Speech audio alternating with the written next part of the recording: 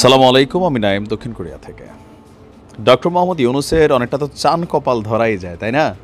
৫ই আগস্ট যেই অভ্যুত্থানের মাধ্যমে একটা নাটকীয়ভাবে জেলে যাওয়ার বিপরীতে তিনি বাংলাদেশের সর্বোচ্চ ক্ষমতার চেয়ারে বসলেন।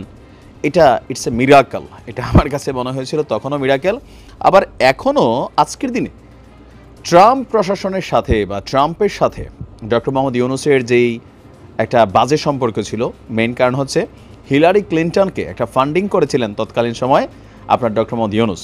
ইভেন ট্রাম্প সম্পর্কে তিনি মন্তব্য করেছিলেন, আবার ট্রাম্পও আমাদের ডক্টর ইউনূসকে নিয়ে বলছিলেন যে ওই যে হিলারির যে ফান্ডিং করছে এনজিওলার লোকটা কিনা। তো এরকম কিন্তু মার্কেটে আলাপ আলোচনা আছে। তো এর মাঝখানে একটা টেনশন ছিল, আওয়ামী লীগ বলতেছিল বা অনেকে বলতেছিল যে যদি ট্রাম্প ক্ষমতায় আসে তো ডক্টর ইউনূসের অবস্থা আসলে খারাপ হয়ে যাবে। কিন্তু প্রেক্ষাপটগুলো কেমন যেন একটু ভিন্ন আমরা দেখছি।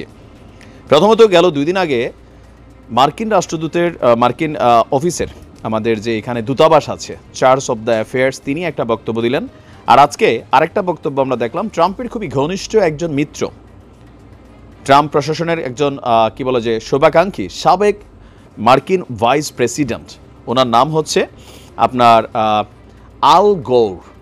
তিনি আজকে ডক্টর ইউনূসকে একটা বার্তা দিয়েছেন, সরাসরি সাক্ষাৎ হয়েছে তাদের মধ্যে।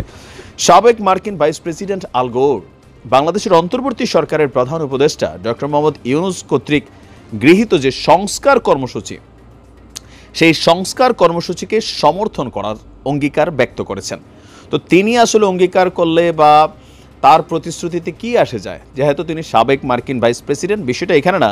বিষয়টা হচ্ছে যে ট্রাম্প প্রশাসনে এই ব্যক্তিটার গুরুত্ব যথেষ্ট রয়েছে, আর যার কারণে অনেকে মনে করছেন যে তার একটা সমর্থন এই মুহূর্তে ডক্টর মোহাম্মদ ইউনূসের জন্য পজিটিভ হবে। কারণ আমাদের প্রেস উইং যিনি উপদেষ্টা আছেন, তিনি বলছিলেন যে ট্রাম্প প্রশাসনের মধ্যেও ডক্টর ইউনূসের যথেষ্ট বন্ধু বান্ধব আছেন এবং কি তার শুভাকাঙ্ক্ষী আছেন, যার কারণে রাজনৈতিক প্রেক্ষাপট পরিবর্তনে বাংলাদেশে ডোনাল্ড ট্রাম্প খুব বেশি ইফেক্ট করবে বা মার্কিনীদের কারণে ইফেক্ট হবে ওরকম কিন্তু কিছুই হবে না।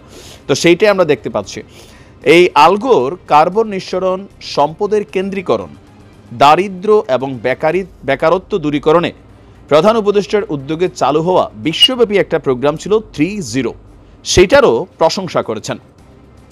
সুইজারল্যান্ডের পাহাড়ি শহর দাভোসে বিশ্ব অর্থনৈতিক ফোরামের বার্ষিক সম্মেলনের ফাঁকে আল গোর তিনি অধ্যাপক ইউনূসের সাথে সাক্ষাৎ করেছেন। এই সময় বিভিন্ন বিষয় নিয়ে তারা আলোচনা করেন। বিশ্বের শীর্ষস্থানীয় জলবায়ু কর্মী হিসাবেই পরিচিতি পেয়েছিলেন আল গোর, আর সরকারকে, অন্তর্বর্তী সরকারের যে সংস্কার কর্মসূচি বিশদ আকারে তারা শুনেছেন। তারপর এখানে তাদের অবস্থান তারা প্রকাশ করেছেন যে আমেরিকা ইউনূসকে সাপোর্ট করে যাবে। আর প্রধান উপদেষ্টার উপপ্রেস সচিব আবুল কালাম আজাদ তিনি এই তথ্য দিয়েছেন। তিনি বলছেন যে উভয় নেতা জুলাই বিপ্লব, জলবায়ু পরিবর্তন, বৈশ্বিক উষ্ণায়নের ক্ষতিকর প্রভাব হ্রাস, বাংলাদেশের অন্তর্বর্তী সরকারের বিভিন্ন কর্মকাণ্ড এবং নির্বাচন ও ভূ রাজনৈতিক বিষয় নিয়ে ব্যাপক আলোচনা করেছেন। সাবেক মার্কিন ভাইস প্রেসিডেন্ট বাংলাদেশের সংস্কার কর্মসূচি এবং একটি অবাধ ও সুষ্ঠু নির্বাচনের মাধ্যমে দেশের গণতান্ত্রিক রূপান্তরকে তিনি সমর্থন করার কথা জানিয়েছেন। তো অধ্যাপক ইউনূস তাকে জুলাই অভ্যুত্থানের সময় আঁকা গ্রাফিতি এবং দেয়াল চিত্রের উপর ভিত্তি করে রচিত যে শিল্পকর্ম দ্য আর্ট অফ ট্রায়াম্ফ, এই বইটি উপহার দিয়েছেন।